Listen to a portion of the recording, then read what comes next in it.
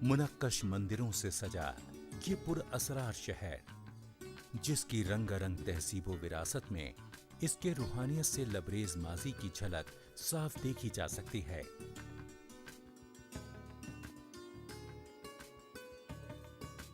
कदीम कलिंगा सल्तनत की यादगार इस शहर के गोशे गोशे में माजी के नुकूश दिखाई देते हैं।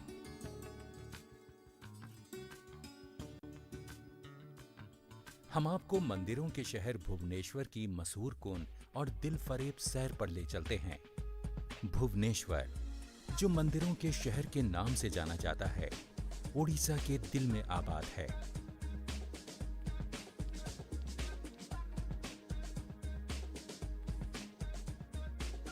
ये सकाफत से मालामाल अनोखी सरजमीन है, इसलिए इसे हिंदुस्तान की रूह भी कहा जाता है।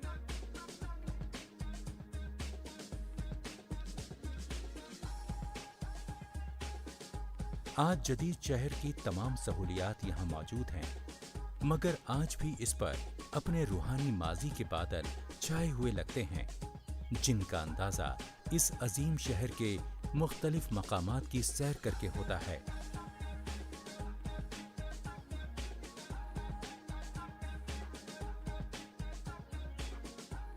भुवनेश्वर की सैर को आने वालों के लिए जरूरी है कि वो फने तामीर के दिलकश नमूने देखने के लिए यहाँ के मंदिरों की सैर के लिए जरूर जाएं। शहर के बेशुमार मंदिरों में से एक कदीम तरीन और बेहतरीन तौर पर महफूज परशुरामेश्वर मंदिर है। इस मंदिर का ताल्लुक उड़ीसा के कदीम तरीन मंदिरों में से है, जो 7वीं सदी में तामीर किए गए थे। पेचीदा संगतराशी और जर्क बर्क नक्काशी वाला ये मंदिर उड़ीसा के मंदिरों की मखसूस फने तामीर का शानदार नमूना है। परशुरामेश्वर मंदिर का तर्ज तामीर मंदिरों के एक खास तर्ज तामीर का नमूना है, जिसे रेखा या सिखारा अंदाज के नाम से याद किया जाता है। मंदिर की दीवारों पर बनी मूर्तियों का अंदाज भी अनोखा है। संगतराशी और नक्शो निगार में कलिंगा आर्ट की बेहतरीन अक्कासी दिखाई देती है। हालांकि ये शिवजी का मंदिर है, मगर यहाँ दूसरे देवी देवताओं और आसमानी मखलूकात की खूबसूरत मूर्तियां भी नजर आती हैं।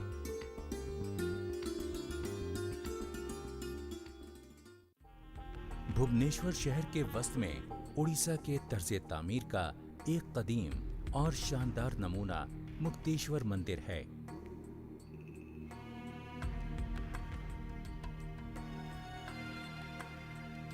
19वीं सदी से ताल्लुक रखने वाला ये मंदिर अपनी नाजुक संगतराशी और इमारत के दिलकश तनासुब की वजह से उड़ीसा के नुमाया और जाजिब नजर मंदिरों में शुमार किया जाता है।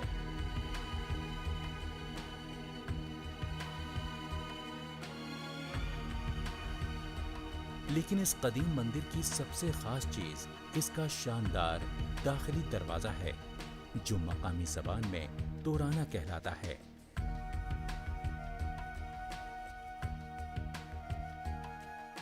इस दरवाजे पर अप्सराओं, उड़ती हुई परियों और आसमानी औरतों की मूर्तियां बनी हुई हैं, जो इस दरवाजे की दिलकशी को दोबारा कर देती हैं। ये मंदिर कलिंगा तर्ज तामीर के इब्तिदाई अय्याम और इसके बाद होने वाली तब्दीली के दरमियान की कड़ी है।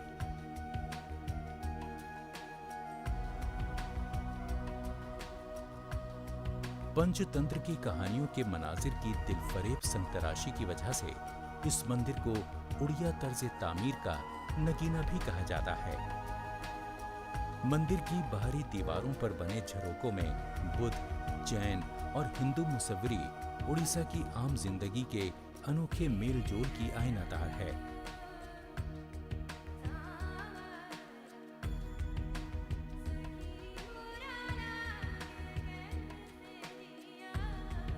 मुक्तेश्वर मंदिर भी शिवजी से ही मंसूब है और इसकी दीवारों पर ज्ञान ध्यान के मुख्तलिफ अंदाज में सन्यासियों की शबीहें दिखाई गई हैं।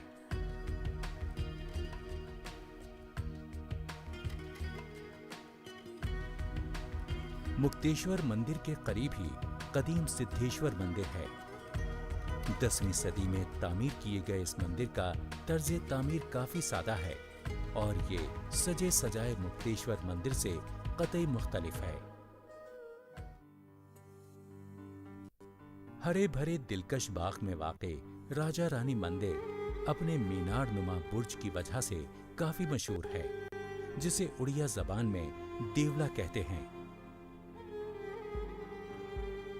11वीं सदी में तामीर किए गए इस मंदिर की सबसे बड़ी खासियत यह है कि इसमें किसी देवी देवता की कोई मूर्ति नहीं रखी गई है।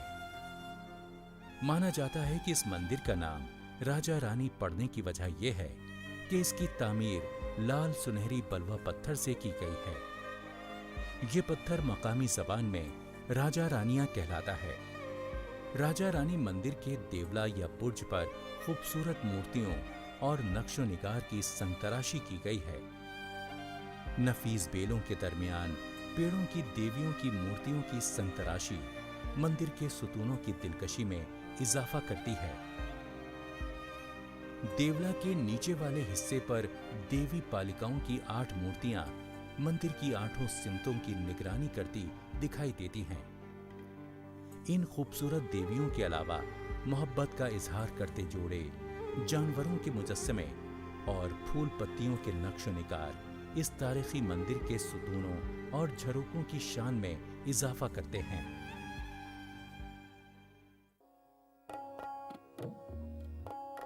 वैसे तो भुवनेश्वर में हर तरफ मंदिर ही मंदिर दिखाई देते हैं, मगर इनमें सबसे बड़ा और पुरशिको लिंगराज मंदिर है। ये अजीमुशान मंदिर शहर में सबसे बुलंद इमारत है और अपनी शान और शौकत के साथ पूरे मंजर पर छाया हुआ दिखाई देता है। हर रोज हजारों अकीदतमंदों का हुजूम इस मंदिर की चौखट पर जमा होता है और तरह तरह के रसूम अदा करके देवी देवताओं को खुश करता है।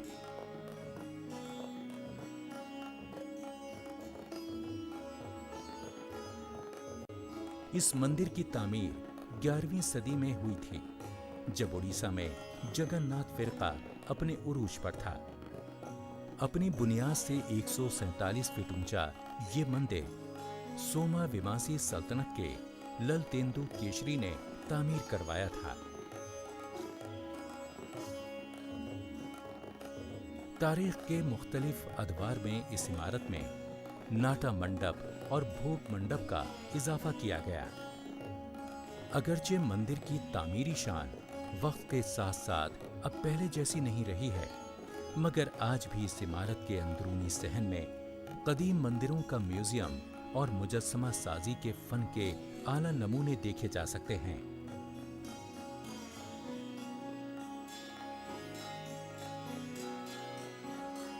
जब ये मंदिर तामीर हुआ था तो इसे शिव जी के नाम से मंसूब किया गया था। उस वक्त तक जगन्नाथ फिरका दूर दूर तक फैल चुका था। लेकिन इस मंदिर की एक अनोखी खुसूसियत ये है कि इस अहाते में बहुत से मंदिर हिंदू देवी देवताओं के नाम से मंसूब हैं।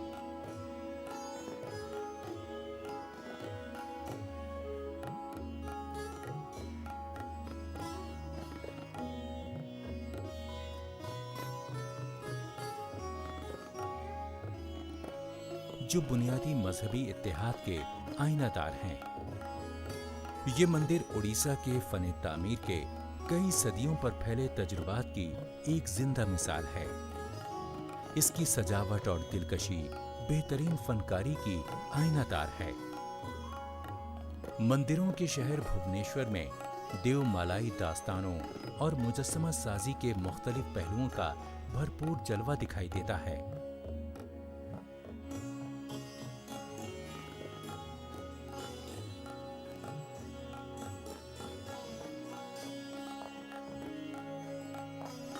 कदीम तहजीबी आसार और फन तामीर के शाहकारों की वजह से यहाँ की समाजी और सकाफती जिंदगी भी बेहद रंगारंग है। ये सैर के लिए एक खूबसूरत मकाम है जो जिंदगी और मजहब के बारे में मालूमात फराहम करता है और माजी और हाल के दरमियान एक दिलचस्प राबता है।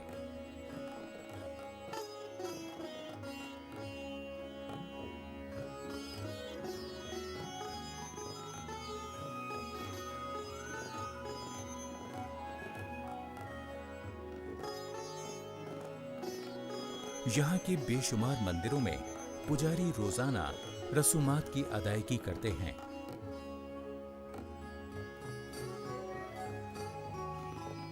इस मुकद्दस मंदिर में दूर दूर से आने वाले अकीदतमंद हजारों दिए रोशन करते हैं और पूजा करते हैं।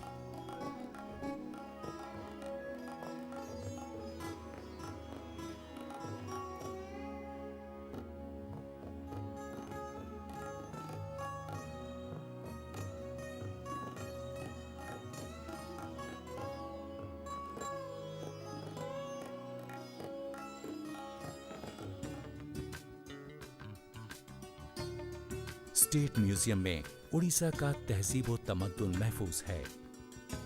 यहाँ कदीम हथियार और आलाते मौसीकी जमा किए गए हैं और कांसे के अहद के नवारिदात भी हैं, जिनसे इस इलाके के तारीख व तमद्दुन की मालूमात हासिल होती है। इस बुलंद सफ़ेद इमारत में तारीख के मुख्तलिफ अदवार, मुख्तलिफ इलाकों और मुख्तलिफ राजाओं की यादगारें नवारिदात की शक्ल में महफूज हैं। अलग अलग किस्म की चीज़ों के लिए अलग अलग हिस्से मखसूस हैं, जहां बहुत एहतियात और नफासत से इनकी नुमाइश की गई है।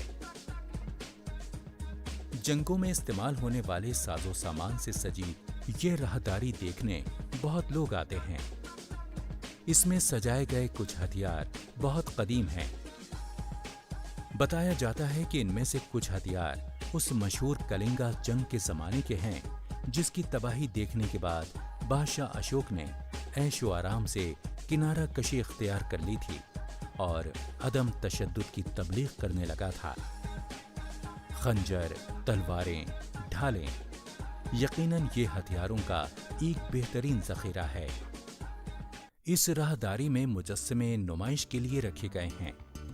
यहाँ पत्थर और तांबे के दिलकश मुजस्समे बहुत दूर दूर से लाकर खूबसूरती से सजाए गए हैं।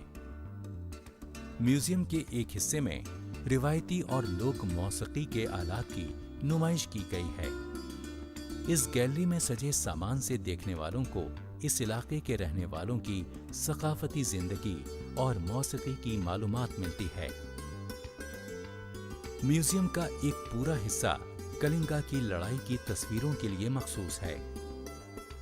बेरहम कत्लो गारतगरी, तशद्दुद और खून खराबे से तारीख के सफ़हात भरे हुए हैं। इन तस्वीर में इसकी अक्कासी की गई है और जंग की अज़ियत व कर्ब को उजागर किया गया है। ये वही धौली पहाड़ी है जिससे बादशाह अशोक में आने वाली तब्दीली की याद वाबस्ता है। जब अशोक ने कलिंगा की लड़ाई के बाद बुद्ध मजहब इख्तियार किया था।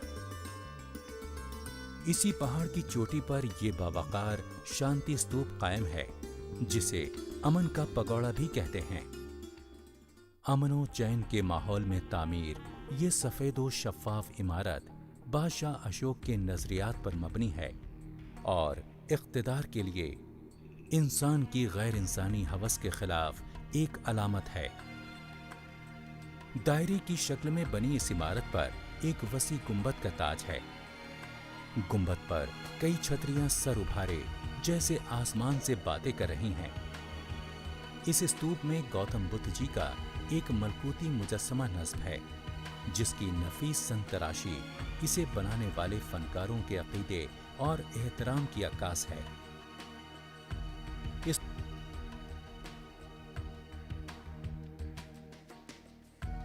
स्तूप में पत्थरों पर तारीखी मनाजिर की अक्कासी की गई है। एक मंजर में बादशाह अशोक को गौतम बुद्ध के कदमों पर तलवार रखकर जंग से तौबा करते दिखाया गया है। गौतम बुद्ध के पैरों के निशान भी हैं, जिनमें चक्र बना हुआ है। आराम करते हुए गौतम बुद्ध का मुजस्समा भी यहाँ की ज़ेबाइश का हिस्सा है। अगरचे यहाँ के फनपारे जदीद हैं, मगर इनमें बुद्ध रिवायात की बेहद पुरअसर अक्कासी की गई है। इस रूहानी माहौल से अब हम जैन फिरके की दिलकशी की तरफ चलते हैं। ये दोनों जुड़वां पहाड़, उदयगिरी और खंडगिरी, आज भी फख्र के साथ खड़े हैं, क्योंकि इनमें दूसरी सदी के जैन सन्यासी बसेरा किया करते थे। उदयगिरी के लफ्जी मायने हैं तुलुए आफताब का पहाड़, जबकि खंडगिरी का मतलब है टूटा हुआ पहाड़। ये दोनों पहाड़ कभी कदीम जैन खानकाह हुआ करती थी और यहाँ पहाड़ के दामन में गुफाएं बनाई गई थीं। दीवारों पर की गई नक्काशी साफ जाहिर करती है कि ये गुफाएं, जो बाद में दरगाहें बन गईं, दरअसल जैन भिक्षुओं की अकामत गाहें थीं।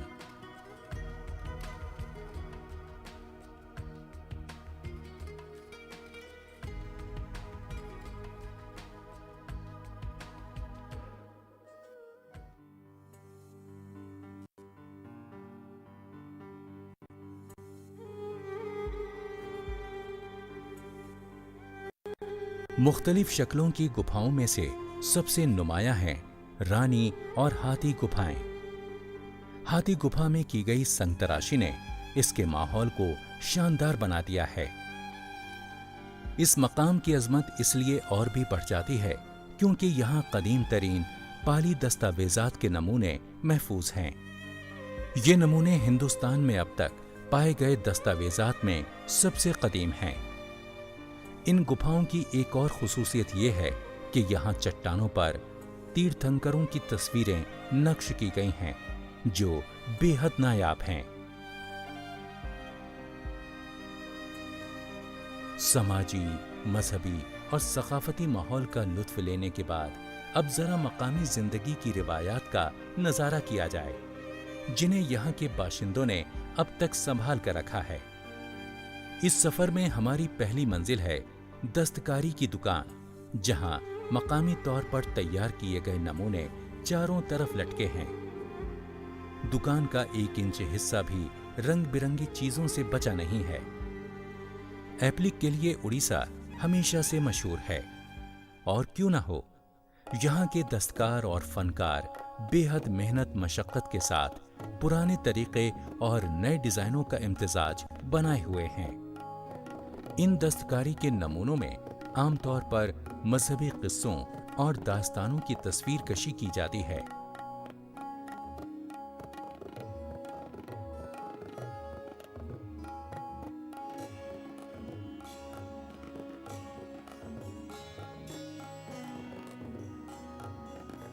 हैंडीक्राफ्ट्स एम्पोरियम में लकड़ी के अनवाओ इक़साम के लाजवाब नमूने दिखाई देते हैं, जिनमें खिलौनों के अलावा मजहबी मूर्तियां भी शामिल हैं। ये महारत से बनाया हुआ सामान उड़ीसा की खासियत है। एम्पोरियम का सामान उड़ीसा के दस्तकारों की महारत का और मेहनत का आईनादार है।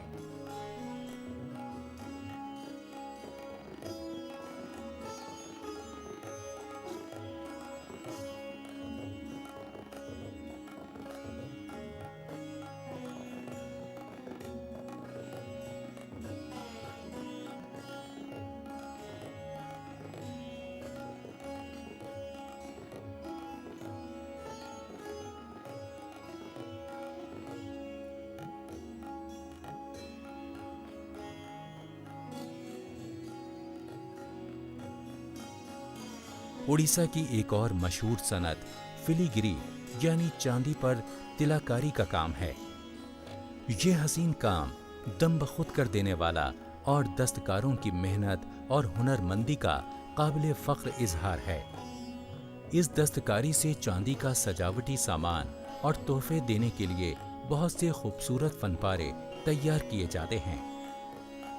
इस सरजमीन का एक और मशहूर फन कपड़े पर मुसव्विरी है। रिवायती तरीके से तैयार की गई ये रंगीन तस्वीरें मजहबी और रिवायती मौज़ूआत पर मबनी होती हैं। ये तस्वीर रेशमीन कपड़े पर तैयार की जाती हैं। लाल, नीले और पीले शोख रंगों से तैयार की गई इन तस्वीर में कृष्ण लीला के रोमानी मनाज़िर और दूसरी देवमालाई कहानियां दिखाई जाती हैं। उड़ीसा की एक खास फोक आर्ट पट्टा पेंटिंग कहलाती है। इस अनोखे फन का तरीक़ाकार भी अनोखा है।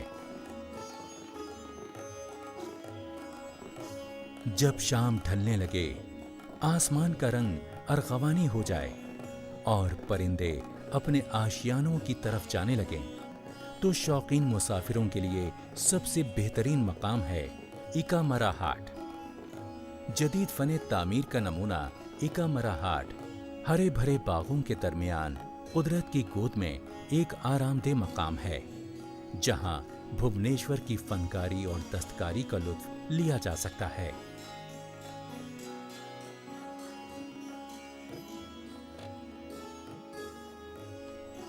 मंदिरों की फनकारी के लिए मशहूर ये शहर अपने दामन में बहुत सी फनकारियां और दस्तकारियां समेटे हुए है।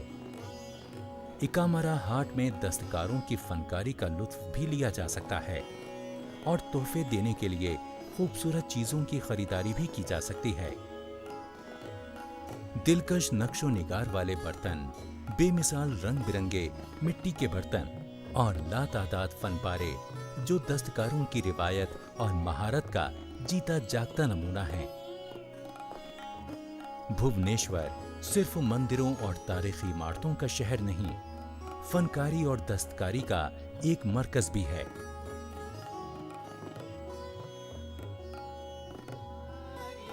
उड़ीसा के मंदिरों के फने तामीर की दास्तान ओडिसी के जिक्र के बगैर अधूरी है। ओडिसी उड़ीसा का रिवायती रक्स। ये रक्स मंदिरों में देवदासियां किया करती थीं।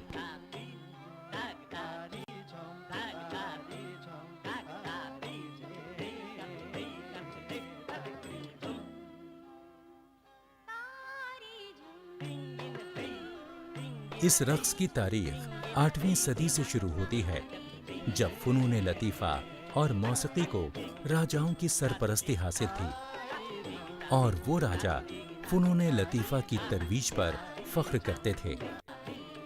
मंदिरों की रसूमात में देवदासियों का अहम किरदार था।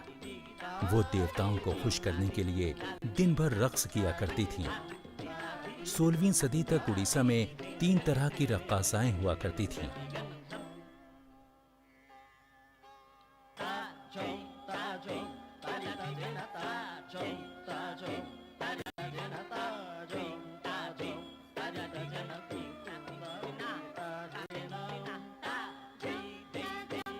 महारिस जो मंदिरों में होती थीं, नाचोनी जो राजाओं के दरबार में नाचती थीं और गोटीपुआ जो रक्स गाहों में आम लोगों के लिए रक्स किया करती थीं। इस रक्स में इस्तेमाल होने वाली मुद्राएं मंदिरों के मुजस्समों से नक्ल की गई हैं और आज इस मशहूर रक्स का हिस्सा हैं।